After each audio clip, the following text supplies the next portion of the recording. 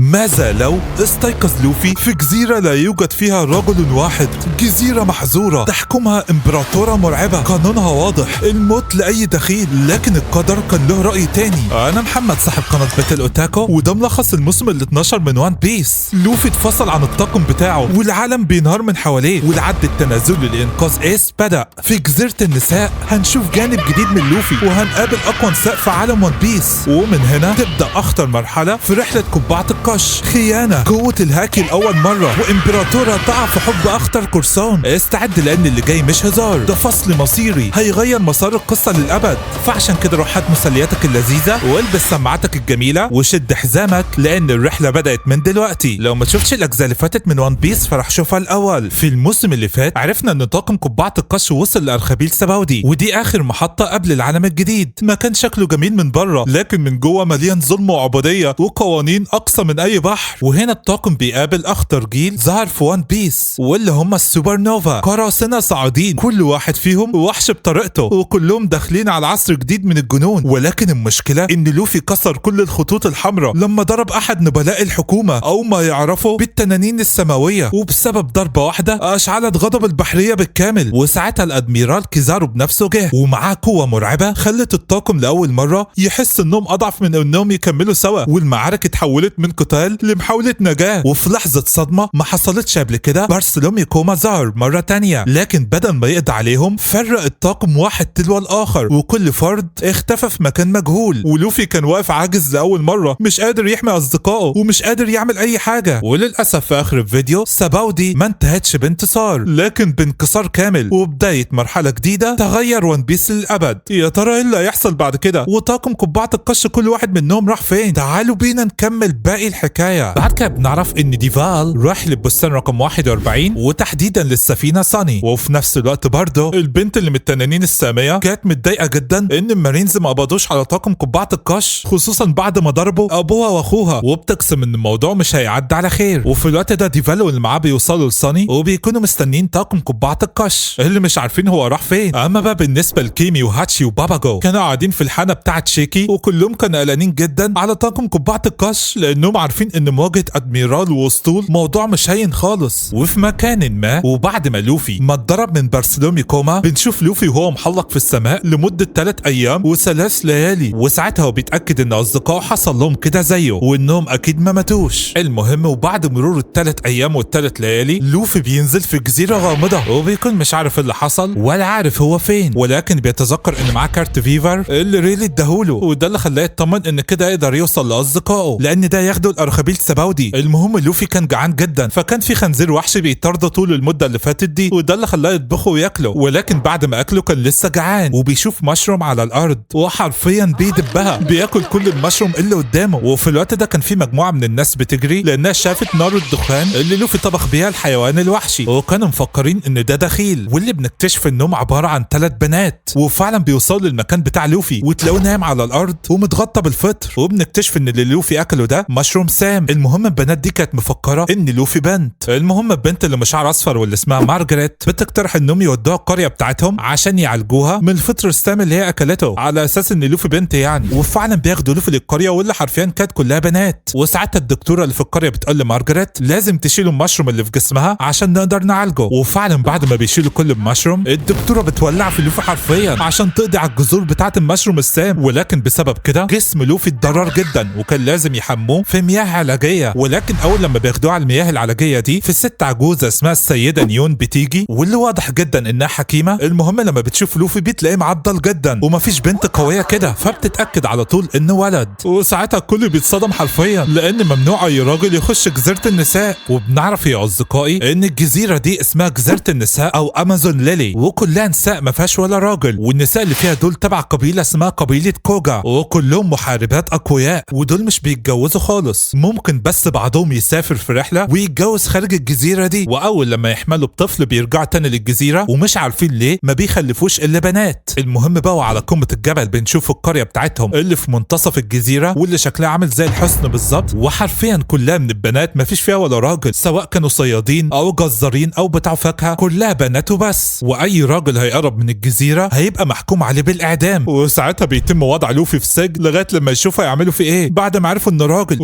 وساعتها لوفي ما بيكونش فاهم ايه اللي بيحصل، وكان متضايق جدا خصوصا انهم لبسوه لبس كل ورود واشجار كانه بنت بالظبط، وبيزعلهم وبيقول لهم انت عملتوا كده ليه، وده اللي خلاهم كلهم يتضايقوا منه ويفكروا انه هيهاجمهم، واستعدوا كلهم عشان يقتلوه، وبيقولوا حقيقته بانت خلاص بما انه راجل ودخل الجزيره بتاعتنا يبقى لازم يموت. فلوفي بيقول لهم طب عرفوني على الاقل انت جبتوني هنا ازاي؟ فالدكتوره بتقول له البنت دي واللي اسمها مارجريت لقيتك في الغابه وانت مسموم بسبب المشروب فجابتك وانقذتك وما كناش نعرف انك ولد، ولكن ساعتها احد المحاربات بتقول له انت في امازون ليلي ممنوع هنا الرجال وعشان كده انت هتموت، وقامت قايله للبنات اللي انقذوه واللي هي مارجريت وافالاندرا وسويت بي انا هقتله عشان مصلحتكم لان انتوا اللي جبتوه هنا واكيد انتوا اللي هتتعاقبوا، وبيطلقوا عليه كميه كبيره جدا من السهام، ولكن لوفي بيكسر السقف بتاع السجن وبيخرج منه وطلع يجري والبنات بدات تطارده وبيهاجموه بكميات كبيره جدا من السهام، وواضح ان السهام دي سهام قويه لو جت فيها تدمره. المهم المطارده بتاعت لوفي دي بتستمر لمده طويله لغايه لما النساء كلها بتحاصر لوفي، ولوفي ساعتها بيتذكر ان كارت فيفا بتاعه مش موجود، وده اللي خلاه يدور على مارجريت لحد لما لقاها وقام خاطفها بقدراته المطاطيه وطلع يجري عشان ياخد منها الكارت لو كان معاها، وبينط بيها من فوق الجبل لحد لما دخلوا الغابه مره تانية، وساعتها مارجريت كانت خايفه من لوفي جدا، ولكن لوفي عرفها انه طيب وما هوش شرير ومش شرط انه عشان يبقى راجل يبقى هو وحش، وبيسالها على كارت فيفا بتاعه فبيكون معاها وبتديهوله، وبيقول لها ان الكارت ده عامل زي البوصله بالظبط ومن خلاله هيقدر يلاقي اصدقائه، وبيشكرها انها ساعدته، وبيعرفها ان هو قرصان واصدقائه كلهم قراصنه، فبتقول له بجد واحنا برضه قراصنه، كل سكان المدينه دي قراصنه، واقوى النساء فينا هم اللي بيركبوا مع الاميره بتاعتنا في السفينه بتاعتها، وبنعرف ان الاميره بتاعتهم بتلقب باميره الافاعي وهي من اجمل نساء الارض واسمها بوا هانكوك، وبتحمي جزيره امازون ليلي هي واخواتها الصغيرين، وفي الوقت ده بنشوف السفينه بتاعت اميره الافاعي او بوا هانكوك جايه باتجاه امازون ليلي، وطبعا البنات اللي كانوا بيطاردوا لوفي كانوا عاوزين يلاقوه بسرعه قبل ما الاميره بتاعتهم تيجي وتكتشف الوضع لان اكيد هتعاقبهم، والقائده بتاعتهم اللي هي قائده الحراس واللي بنعرف اللي اسمها كيكيو بتامرهم انهم يروحوا الغابه عشان يطاردوا لوفي ويقتلوه قبل ما الاميره توصل. اما بقى بالنسبه للوفي فبعد ما بيفك الشاش عنه بيودع مارجريت وبيمشي، ولكنه قبل ما يمشي بيقول لها شيلي لي الورود والاشجار اللي على القميص بتاعي، وفعلا بتشيله له وبترجعه له طبيعي وبيشكرها وبيمشي، ولكن بعد كده بيرجع تاني برضه وبيتذكر ان معهوش سفينه وبيقول لها ما عندكيش سفينه سلف، فبتقول له ما فيش غير سفينه واحده بس واللي هي بتاعت الاميره بوا هانكوك، وده بسبب ان امازون ليلي محاطه بوحوش البحر فما ينفعش اي سفينه تقرب لها الا ما تكون متجهزه كويس. اما سفينه الاميره بوا هانكوك ففيها 2 تعابين سامه كبار جدا وعشان كده وحوش البحر بتخاف تقرب منها، ولوفي ما كانش عارف يعمل ايه وقام قايل خلاص انا هصنع انا السفينه بنفسي واروح ارخبيل سباودي، وطبعا مارجريت كانت فاكراه بيهزر ولكن الواد طلع بيتكلم بجد وجاب شويه خشب وربطهم في بعض وكان بيحاول يبحر بس طبعا بيتكسروا وبيغرق، وعشان طبعا هو مستخدم فكه شيطان فكان هيموت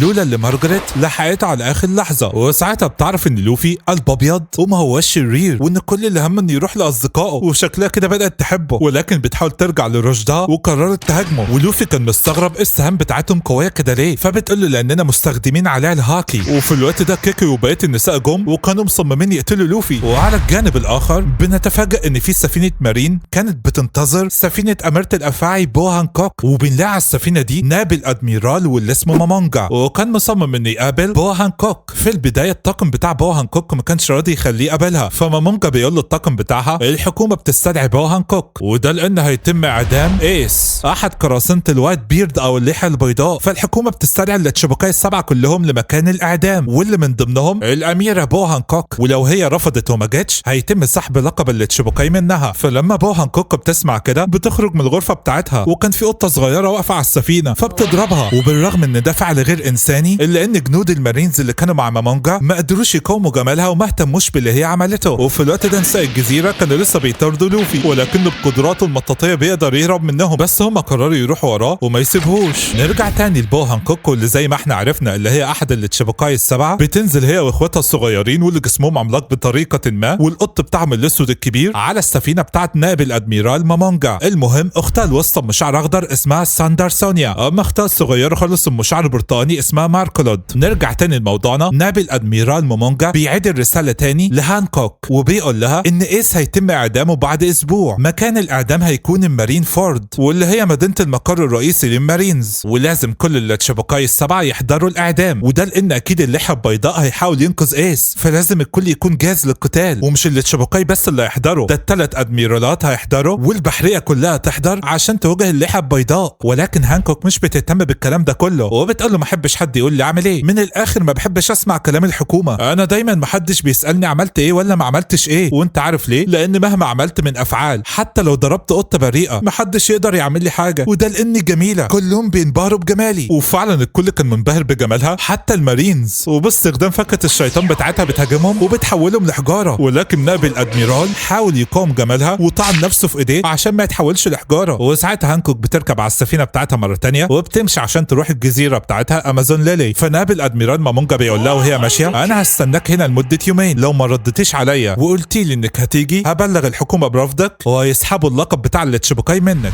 المهم السفينه بتاعت الاميره هانكوك بتوصل للجزيره بتاعتها امازون ليلي والناس كلها بترحب بيها، ولما هانكوك بتنزل كان واضح ان الناس كلها بتحبها بسبب الجمال بتاعها، ولكن لما هانكوك سالت الحارسه في حاجه حصلت في غيابي ما رضوش يقولوا لها على موضوع لوفي وكانوا بيتكتموا على الموضوع. اما بالنسبه للجده نيون فبتاخد الجرايد من الطاقم بتاع هانكوك وبتعرف اخر الاخبار. نرجع تاني لهانكوك اللي لما دخلت القصر بتاعها بتسال الخادمه امال فين الحراس بتاع المدينه، فكذبت عليها وقالت لها بيطاردوا قرد في الغابه. نرجع تاني للقرد، قصدي نرجع تاني للوفي، فالبنات بتقدر توقعه في الميه وبسبب كده القبعه بتاعته اتربطت في السمكه وكانت ماشيه بيه في الميه. وفي الوقت ده الجده نيون بتروح تتكلم مع هانكوك وبتقول لها انا عرفت اللي انت مش عاوزه تسمع كلام الحكومه وتحضري مع التشيبوكاي السبع الاعدام ايس، لو ما عملتيش كده هيتم سحب لقب التشيبوكاي منك، وساعتها امازون ليلي مش هتبقى جزيره امنه، الحكومه هي اللي حميانا من القراصنه والناس الاشرار، لو ما عملتيش كده هتبقى نهايه الشعب بتاعنا. ولكن الاميره هانكوك مش بتهتم بكلامها وقامت ماسكه الجده نيون من شعرها ورميها من الشباك في الشارع، فبيقولوا لها ازاي ترمي ست كبيره كده، بتقول لهم انا جميله قوي، فبيقولوا لها اعملي اللي انت عاوزاه، فبتقول لهم يلا جهزوا الحمام بتاعي عشان استرخي. وبنعرف ان الحمام ده عشان يتجهز موال كبير قوي، يعني بيتم طرد اي حد في القصر ومحدش هيفضل في القصر غير اخواتها الاثنين، وبيتم حصار القصر كله من قبل الحراس. وبنعرف ان هانكوك هي اللي امرت بكده لان في عيون غريبه على ظهرها، ولو حد شاف العيون دي من شعبها هيتحول لحجاره، ده الكلام اللي بتقوله لشعبها. المهم نرجع تاني لوفي، السمكه بترميه في الغابه وبعد كده بيتم مطاردته من قبل الافاعي، وده اللي خلاه يطلع تاني على الجبل ويوصل للمدينه، وكان بيدور على سفينه وبينط من فوق السور عشان يسال اي حد على مكان اي سفينه، ولكنه زي الذكي بيقع فوق قصر الاميره هانكوك والسقف بيتكسر وبينزل في مكان الاسترخاء بتاعها، وساعتها بيشوف السر اللي على ظهرها اللي كانت مخبيه عن شعبها كله. وفي نفس الوقت اخواتها بيسمعوا الدوشه وبيخشوا وبيلاقوا لوفي موجود وبيقولوا ايه اللي جاب راجل لجزيره امازون ليلي، فهانكوك بتقول لهم ده شاف السر بتاعي، وقامت قايله لوفي بما انك شفت السر بتاعي يبقى لازم تموت، وبتحاول تحوله لحجاره، ولكن لوفي مش بيتاثر، فبتقول ازاي في راجل قادر يقاوم جمالي، وساعتها لوفي طلع يجري وقام ناطط من الشباك، ولكن هانكوك بتقدر تضربه وتصيبه في رجله وبتأمر كل النساء انهم يطاردوه، وفعلا بيروحوا وبيحاوطوه، ولكنه بيستعمل قدره المطاط بتاعته وبيطير بعيد عن هنا. وفي الوقت ده الجده نيون كانت قاعده وبتقرا الجرايد، ولكن بالصدفه لوفي بيعدي من جنبها وبيشوف انها بتاكل لحمه، فبياخد حته اللحمه بتاعتها، ولما الجده نيون بتشوفه بتشبه عليه ان قائد طاقم قبعه القش وبتطلع تجري وراه وبتضربه، وده عشان تتاكد اذا كان هو ده لوفي ولا لا،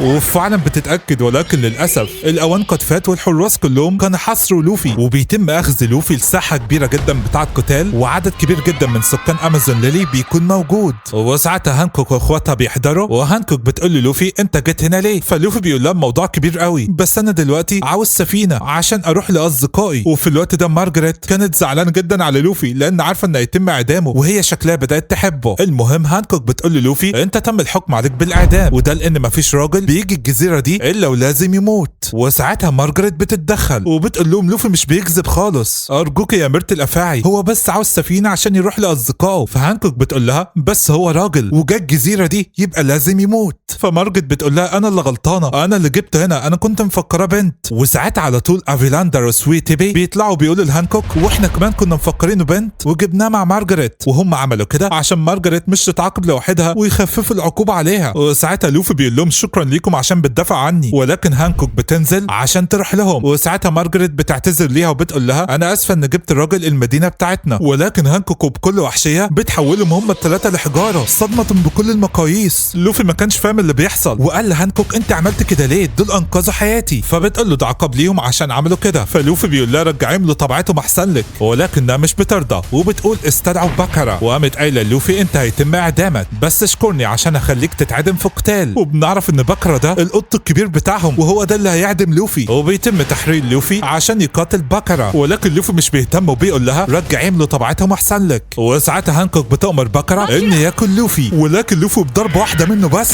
بيطيره بعيد. الكل مش مصدق وهانكوك مش مصدقه، ده المفروض اقوى وحش في امازون ليلي. وساعتها لوفي بيقول للجمهور انتوا ازاي بتشجعوا الاميره بتاعتكم؟ ده حولت ناس منكم لحجاره وانتوا بتتفرجوا. فهانكوك بتقول له انت مش فاهم ولا ايه؟ غصب عنهم هيسامحوني على اي حاجه وحشه بعملها، وانت عارف ليه؟ لاني جميله. وفعلا الكل بيتهبل عليها لانها جميله ومش مهتمين بالاخطاء اللي هي بتعملها، ولكن لوفي بيقول لها انت مقرفه اصلا. وطبعا هي اتصدمت ازاي في راجل قادر يقاوم جمالها، وبتأمر اخواتها ماريكولد وساندر سونيا انهم يقتلوه. وبيروحوا لوفي وبيتحولوا لتعابين حقيقيه شكلهم كده مستخدمين فكه الشيطان هم كمان. والجمهور كله كان متحمس وعاوز ان لوفي يتم اعدامه من قبل اخوات هانكوك، ولكن لوفي بيقول لهم استنوا، وبيروح اول عشان يبعد التماثيل بتاعت سويت تيبي وافالندرا ومارجريت عشان مش يتكسروا اثناء القتال. وبعد ما بيبعد كل التماثيل بيرجع تاني لساحه المعركه وبيقول لهم تعالوا له بكل قوتكم. فالكل ضحك عليه، وميريكولد بتقول له بس خلي بالك واحنا بنقاتل لو وقعت من الحلبه هتقع السكاكين اللي تحت دي وهتموتك. المهم هانكوك بتديهم امر انهم يقتلوه، وفعلا ميريكولد بدات تهاجمه ولكنه كان بيتفادى هجماتها بكل سهوله، ولما بينط لفوق بترمي عليه السم من بقها. وساعتها لوفي كان بيتفادى السم ده على قد ما يقدر، ولما راح عشان يضربها بكل قوته ضربته ما اثرتش فيه. وساعتها ساندر سونيا بتمسكه بالديل بتاعها، ولوفي كان مستغرب ليه ضربته ما بتاثرش فيهم، ده نفس اللي حصل مع سنت مارو في ارخبيل سباودي. ايعقل ان يكون هي دي قوه الهاكي؟ المهم ساندر سونيا بتقول له انت اكلت فاكهه الشيطان زينا، شكل نوع الفاكهه بتاعتك باراميسيا، ولكنك ما انتش عارف تستخدم الهاكي عشان كده انت ضعيف. وبعد كده بترزعه في الارض، ولما لوفي بيهاجمها بجمجم الرشاش بتتفادى ضربات بسهوله. وساعتها ماريكولد بتستغل الوضع وبتضرب ضربه قويه جدا، وكان هيقع من فوق السور بتاع الحلبه، ولكن في اخر لحظه وقبل ما يوصل للاشواك بيمدد ايديه ورجله وبيلحق نفسه وبيرجع تاني لحلبه القتال. وهانكوك بتؤمر ماريكولد وساندر سونيا انهم يقتلوه فورا، وما قايلين للوفي احنا هننفذ كلام اختنا ونقتلك، بس قبل ما نقتلك هنخليك تتعذب نفسيا اول. وساعتها ساندر سونيا بتمسك التمثال بتاع مارجريت وبتقرر تكسره قدام لوفي عشان تعرفه ان قتاله كان على الفاضي. وطبعا لوفي كان غضبان وبيجري عشان يلحقهم قبل ما يكسروه، ولكنهم بيقدروا يوقعوا ماري جولد بتمسكه باستخدام الديل بتاعها. وساعتها لوفي كان غضبان ومش عارف ينقذ مارجريت ازاي. وفي اخر لحظه وقبل ما ساندر سونيا تحطم التمثال بتاع مارجريت لوفي صرخ صرخه قويه جدا ولا وقف احسن لك، والصرخه بتاعته دي طلعت كميه من الطاقه في المكان كله، والكل كان مصدوم والجمهور بدا يغمى عليه واحد تلو الاخر. هي ايه القوه الجديده دي يا لوفي؟ وساعتها ساندر سونيا بتخاف وبتسيب التمثال، فلوفي بيفرح جدا وبيقعد يضحك، والطاقم بتاع هانكوك بيقول ازاي ده لوفي استخدم قوه الهاكي الملكيه. وبنعرف ان واحد من المليون بس او ما يلقبوا بالمختارين هم اللي بيقدروا يستخدموا قوه الهاكي. وطبعا هانكوك كانت مستغربه ازاي لوفي عنده قوه الهاكي الملكيه، اما اخواتها فبيقولوا اكيد هو مش عارف ان عنده قوه الهاكي اصلا وما بيعرفش يتحكم فيها. ولوفي بيقول لهم يلا نكمل القتال. وساعتها ماريجولد بتقول لاختها طالما هو مش بيعرف يتحكم في الهاكي فاحنا هنعرف نقتله. فلوفي كان لسه عاوز يبعد التمثال بتاع مارجريت اول، ولكن ساندر سونيا بتهاجمه، ولكنه كان واقف زي البطل وبيقول لهم ده القتال بتاعي هم مش لازم يتاذوا. فهانكوك بتسمح له انه يبعد التمثال قبل القتال، وفعلا بيبعده وبيرجع تاني عشان يقاتل. وساعتها ماريجولد بتطلع عليه كميه كبيره جدا من السم، بيتفاداه ومفكر ان كده الدنيا تمام، ولكن السم ده بيطلع دخان والدخان بيخليه يضعف. وساعتها هما الاتنين بينهالوا عليه بالضربات، ولما لوفي بيهاجمهم ضرباته ما بتجيش فيهم. وساعتها ماريجولد بتضربه ضربه قويه جدا بالطياره خارج الحلبه كده هيقع في الاشواك، ولكنه بيمدد ايديه وبيمسك في السور في اخر لحظه وبدا يتدحرج باستخدام ايديه. وطبعا ماريجولد كانت بتهاجمه باستخدام السم بتاعها، وبينط لفوق وبيستخدم جمجم بالون وبيطلع كميه كبيره جدا من الهواء بيطير كل السم اللي في الحلبه، وبكده يعرف يقاتل تاني من غير مشاكل. وبيقول لهم استعدوا للجوله الثانيه من القتال، وبدا يستخدم جير 2 يا اصدقائي. الكل كان مستغرب جسمه احمر كده ليه، ولما ساندر سونيا بتهاجمه كان بيتفادى هجماتها، وده اللي خلى سونيا تقرر تستخدم كل قوتها، وبتستخدم حاجه اسمها مادوسا هير او شعر مادوسا، وبتهاجم لوفي بالثعابين بتاعت شعرها ولكنه بيتفاداها بكل سهوله. وساعتها لوفي بيغضب على الاخر وبيمسكها من رقبتها باستخدام ايديه وبيشدها وبيفنشها في الارض. ممتاز يا لوفي، كده فاضل ماريجولد بس. وساعتها لوفي بيشحن قوته عشان يخلص عليها هي كمان، وبيهاجم بجيت بازوكا وبيفنشها هي كمان. وساعتها هانكوك بتقول لاخواتها اطلقوا العنان لقوتكم ما تخلوش يتفوق عليكم. وساعتها هما الاتنين بيلفوا حواليه، وماريجولد بتولع في نفسها وبتستخدم هي كمان شعر مادوسا هجوم اسمه سالامندر، وهما الاتنين قرروا يقتلوه، ولكن لوفي بيستخدم جمجم الرشاش